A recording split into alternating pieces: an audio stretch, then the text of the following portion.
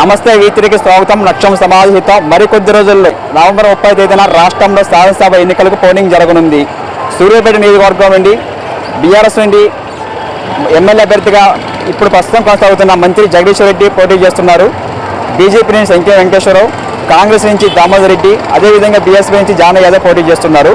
అది గడిచిన 9 సంవత్సరాలుగా సూర్యాపేట జిల్లా కేంద్రం అయిన తర్వాత అసలు ఎంతవరకు అభివృద్ధి చెందింది, అభివృద్ధి అయిందా కాలేదా, ఒక ఓటర్ మనతో ఉన్నారో వాళ్ళు అడిగి తీసుకుందాం. నమస్తే అండి, మీరు బందా శాంసన్ అండి. ఇప్పుడు సూర్యాపేట జిల్లా కేంద్రం అయిన తర్వాతకి జిల్లా కేంద్రం అభివృద్ధి చెందిందా చెందలేదా? ఊహించినంత అభివృద్ధి అండి. ఎందుకంటే ఈ సూర్యాపేటలో నేను 43 ఏళ్ల నుంచి ఉంటున్నా. గతంలో నేను ఎన్నో చూసినా ఇక్కడ. అసలు ఇది పల్లెటూరు కంటే హీనంగా ఉండేది. ఇవాళ చూస్తే హైదరాబాద్ తలవని లాగుంది. ఎందుకంటే ఈ అభివృద్ధి నేను చూస్తాను, కల్లా కూడా ఊహించలేదు. ఈ అభివృద్ధిని చూసి అసలు ఈ జగదీష్ రెడ్డి గారిని మనం ఈ అభివృద్ధిని చూసే గెలిపించాలి. అభివృద్ధిలో మరి నల్గొండ జిల్లాలో ఒకప్పుడు మామూలుగా ఉండేది, ఇప్పుడు సూర్యాపేట మాత్రం ఊహించనంత అభివృద్ధి. ఈ అభివృద్ధి చూస్తే ఆ గతంలో ఈ సూర్యాపేటకు రావాలంటే కూడా ఒకప్పుడు గుంతల రోడ్లు, వెలవెలపోయిన స్ట్రీట్ లైట్లు, ఇప్పుడు చూస్తే అన్ని 4 లైన్ రోడ్లు, సెంట్రల్ లైట్లు, ఎస్పీ ఆఫీసు, కలెక్టరేటు, ఇవా చెప్పుకుంటూ పోతే చాలా ఉన్నాయి. ఎందుకంటే తన పని తను చేసుకుంటూ అందరితో చేపించే వ్యక్తి జగదీష్ రెడ్డి గారు. ఈ అభివృద్ధిని నేను ఊహించలేదు. నాకు చాలా సంతోషంగా అనిపించింది. ఎందుకంటే సూర్యాపేట ఇంత త్వరగా ఈ 9 ఏళ్లలో అభివృద్ధి చేసినందుకు నేను జగదీష్ రెడ్డి గారిని అప్రిషియేట్ చేస్తున్నాను. ఎందుకంటే సూర్యాపేట జనాలు కూడా గమనించాలి, గతంలో పాలకులు ఎట్లా పాలించారు, వాళ్ళు చేసిన అభివృద్ధి ఏంది. కానీ ఇప్పుడు ఈ సూర్యాపేటలో ఇప్పుడు చూస్తున్న ఈ జనాలు కూడా అన్నీ చూస్తున్నారు. మోడల్ మార్కెట్ అవుతుంది, సెంట్రల్ 4 లైన్ అవుతుంది, కలెక్టరేట్ అవుతుంది, మెడికల్ కాలేజ్ అవుతుంది, ప్రతిదీ కూడా సంక్షేమ పథకాలు అవుతుంది. నాకు జగదీష్ రెడ్డి గారు నచ్చారు, నాకు మంచిగా అనిపించింది. నేను జగదీష్ రెడ్డి గారిని గెలిపించుకుంటా. అంటే ఇప్పుడు కాంగ్రెస్ కూడా ఒకసారి మాకు అవకాశం ఇవ్వండి, మార్పు రావాలని కాంగ్రెస్ నుంచి దామోదర్ రెడ్డి, బీజేపీ సంఖ్యరేణి వెంకటేశ్వరరావు, బీఎస్పీ నుంచి జాన యాదవ్ కూడా పోటీ చేస్తున్నారు. మరి వాళ్ళని కూడా చూసినాం కదా. వాళ్ళని కూడా మేము కాంగ్రెస్కి నేను 4 సార్లు ఓటేసిన. అలా భయపడేది ఏం లేదు. ఎందుకంటే అప్పుడు చూసిన కాబట్టి దీన్ని చూస్తే అసలు ఊహించినంత మార్పు. ఇది మనం ఊహించని ఈ మార్పుని చెప్పాలంటే అది చెప్తే కలవదు, చూస్తేనే అర్థమవుతుంది. గతంలో చూసిన వాళ్ళకే తెలుస్తుంది.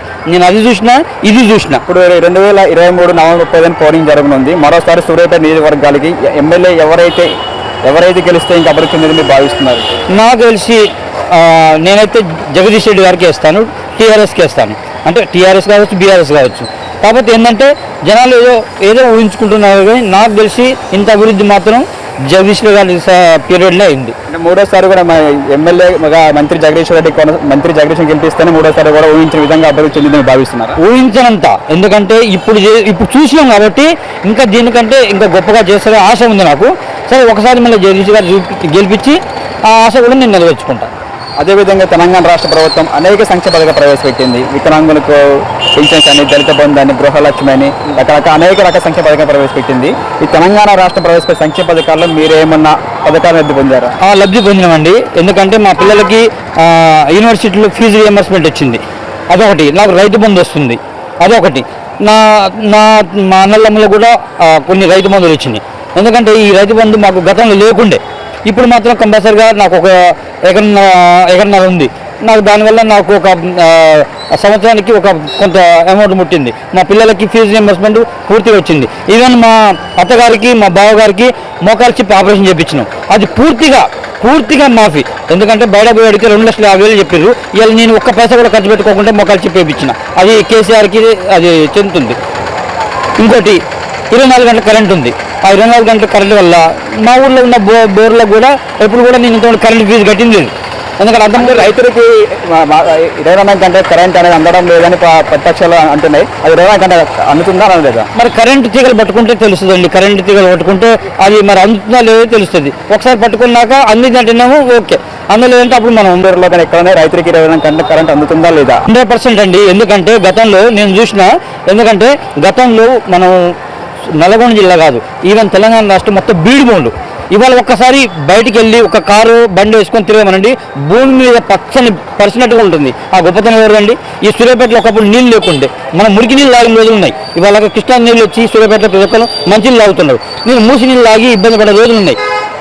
అట్లా చూసుకుంటే ఇప్పుడు సూర్యాపేటలో ఇప్పుడు ఒక్కసారి సూర్యాపేటకు చూడమనండి, చుట్టూ ఇటు చూస్తే గోదావరి నీళ్ళు వచ్చినాయి, అటు వస్తే కృష్ణా నీళ్ళు వచ్చినాయి, ఇటు వస్తే మూసి నీళ్ళు వస్తున్నాయి. ఇంతకన్నా ఎవరు చేస్తారండి? ఇక గతంలో ఎవరు చేసేది ఇది? ఎవరైనా చేసిరా? చూసి మాట్లాడమనండి. మెడికల్ కళాశాల ఇలా చూడనండి, సూర్యాపేటకి హైదరాబాద్ నుంచి వస్తుంటే సూర్యాపేట తలమానకంగా మెడికల్ కాలేజ్ ఉంది. ఎందుకంటే చూసి మాట్లాడాలి. ఇలా మెడికల్ కాలేజ్ చూడగానే ఇది సూర్యాపేట అని కొంతమంది చాలామంది మాట్లాడారు.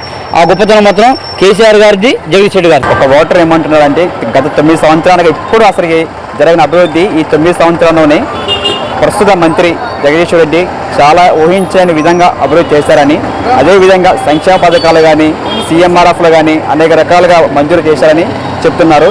ఏది ఏమైనా సరే మా ఓటు మంత్రి జగదీష్ రెడ్డి కానీ ఓటు తెలియజేస్తున్నారు. ధన్యవాదాలు. Thank you.